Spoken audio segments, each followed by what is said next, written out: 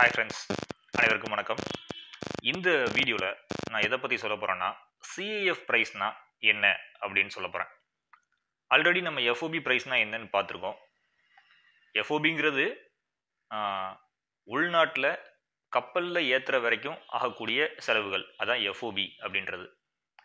CAF price அப்படின்னா, இப்போது FOB ப்ரைஸில் நம்ம கப்பலில் வரைக்கும் ஏற்றிடுறோம், கஸ்டம்ஸ் கிளியரன்ஸ்லாம் பண்ணி கப்பலில் வரைக்கும் ஏற்றிடுறோம். கப்பலில் ஏற்றுனதுக்கு அப்புறமா நமக்கு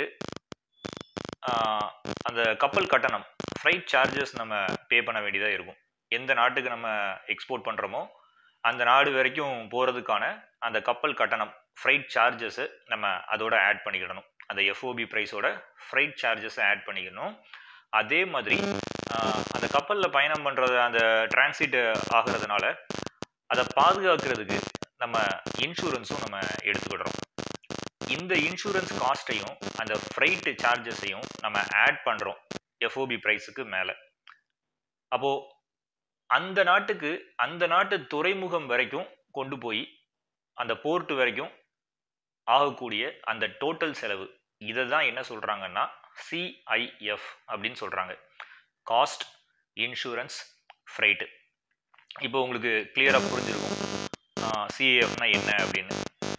எஃப்ஓபின்றது உள்நாட்டில் அந்த ஃபேக்ட்ரியில் இருந்து கஸ்டம்ஸ் கிளியரன்ஸ்லாம் உள்நாட்டில் பண்ணி கப்பலில் கொண்டு போய் ஏற்றுற வரைக்கும் ஆகக்கூடிய செலவு, அதான் எஃப்ஓபி அப்படிங்கிறது.